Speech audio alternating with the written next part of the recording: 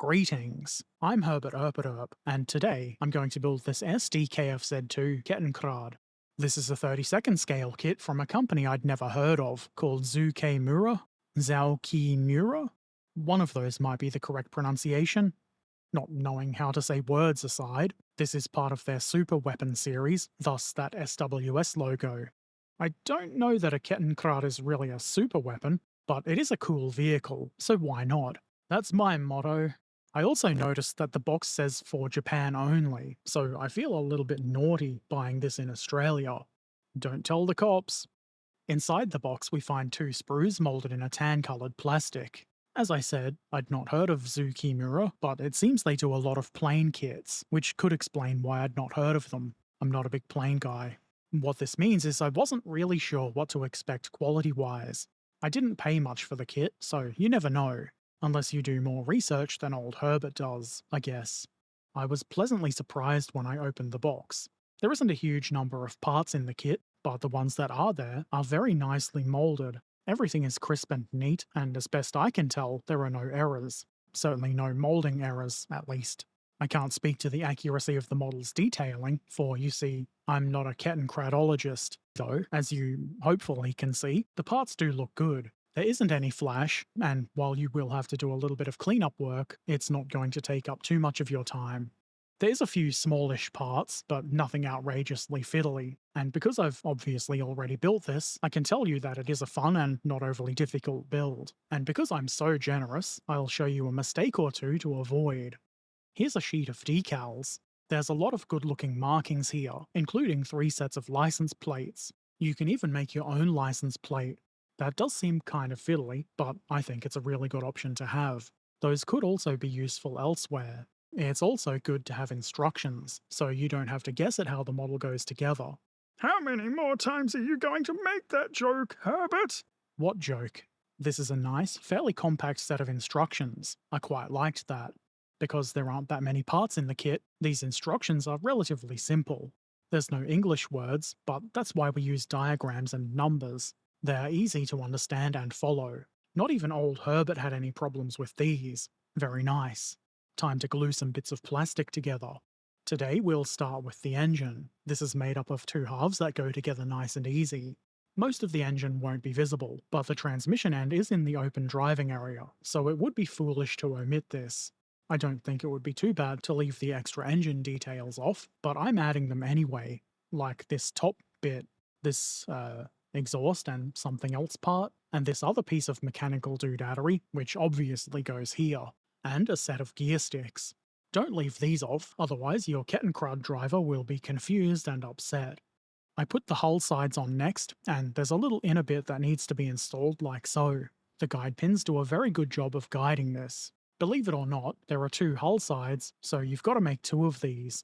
I then attach the hull sides to the hull bottom. There's keying, though if you're not careful, it is possible to misalign these parts, so don't do that.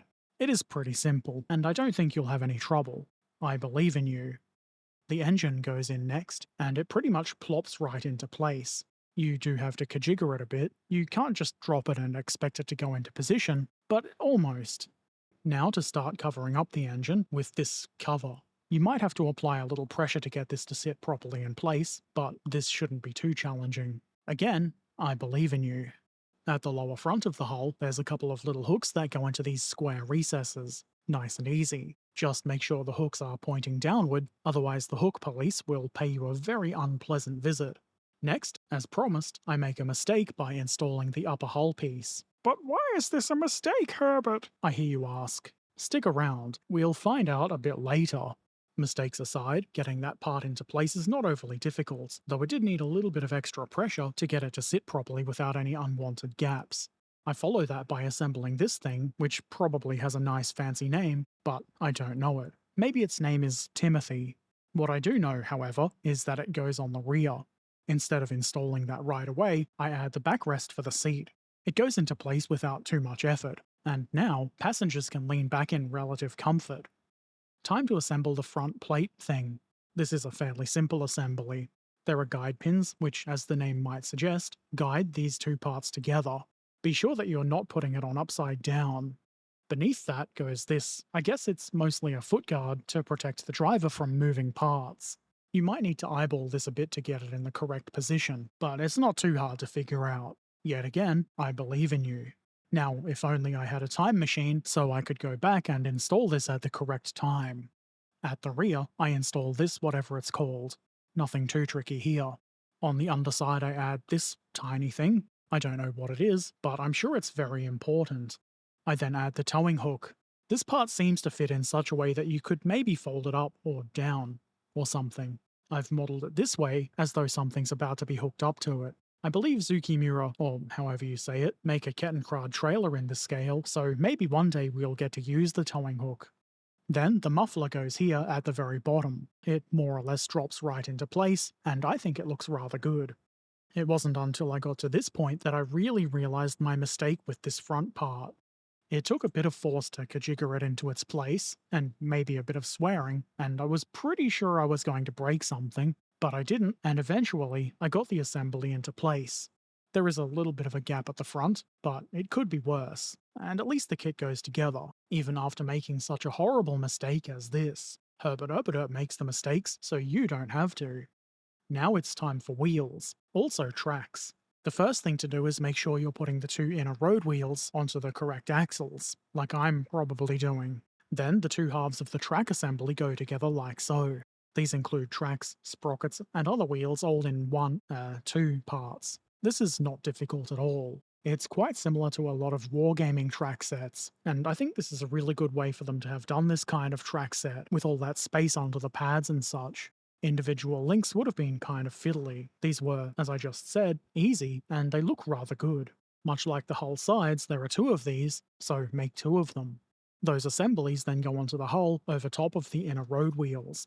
Then, for whatever reason, I forgot to video the installation of the outer road wheels. They are there, you can see them, so presumably I put them there. Once those are on, we've got some really nice looking tracks. On the rear, I add the mud flaps. The keying for these is different for either side, which means you can't mix them up without at least some effort. They are different to each other. The left one has a little circle on it. Now to start working on the front bit. This spring thing goes onto the mudguard like so. The keying does help quite a bit, though you do still have to be careful to get the angle correct. I leave that to bond, and then I glue one of the side frame doovers onto the wheel. I leave that to bond as well, figuring having these parts glued together would make putting the rest of the parts on later just a little bit easier.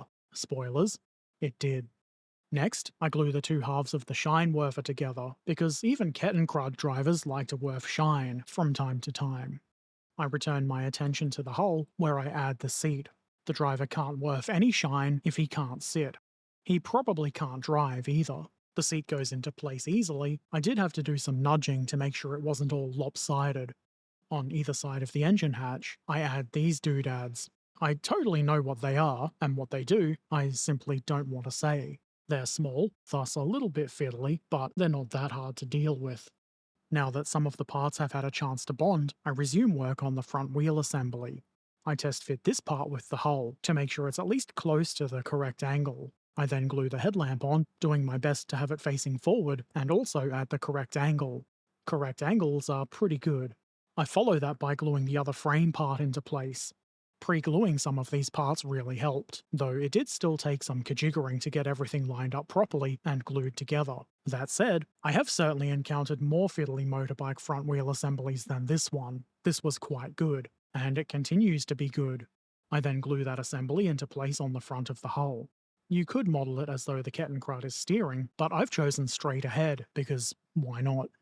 I'm no expert, but I think the Kettenkrad might be a little bit hard to handle with no handlebars, so they come next. There's a little knobby doover thing that goes into the top like so, and then that assembly goes on top of the front assembly. Easy. They do need to be sandwiched between the two halves of the frame, which can be a little bit fiddly. I found tweezers to be quite helpful. If you've given the rest enough time to bond, you should be able to pry the frame apart enough to slot the handlebar part into place without it all coming apart. Finally, I attached the little no-tech covered light, because sometimes you don't want to use the regular shine werfer. And there we have it. The 32nd scale SDKFZ2 Kettenkrad from Zoukei-Mura is now completed. I think it looks really good. I've not built a ton of Kettenkrads in my life, but I have built a few, and I would say this is one of the better ones. The kit is of good quality, and the parts go together very nicely. They also didn't require a lot of cleanup or any other extra work. The only thing I think I might need to do before painting is a little bit of putty work on those gaps in the front of the hull. Not only is it a well made and enjoyable kit to build, it really looks the part, which is kind of important, probably. I'm no Kettenkrad surgeon. I failed Kettenkrad school, so I can't tell you if this model is 100% historically accurate and perfectly to scale, but it looks pretty accurate to me. This was a really good first experience with Zoukei-Mura, even though I still have no idea how to say that. I've enjoyed this build quite a lot, and I would certainly be inclined to buy more of their kits in the future, maybe a trailer for this model. I might be starting to waffle. There isn't really a lot to say that you can't see with your own eyes, so if you have any questions or comments, you can probably figure out where they go. It's the comment section below. If you'd like to watch me build kits like this one live, I stream modelling a couple of times a week over on Twitch. There's a link in the description. Come hang out, it'll be fun. Subscribe here if you'd like to see more of this kind of thing, share the video with anybody you think might find it helpful, and if you really like what I do and you want to see videos a bit early, please consider supporting on Patreon. Links for that can also be found in the description. Take care of yourselves, be excellent to each other, and thanks for watching. Farewell.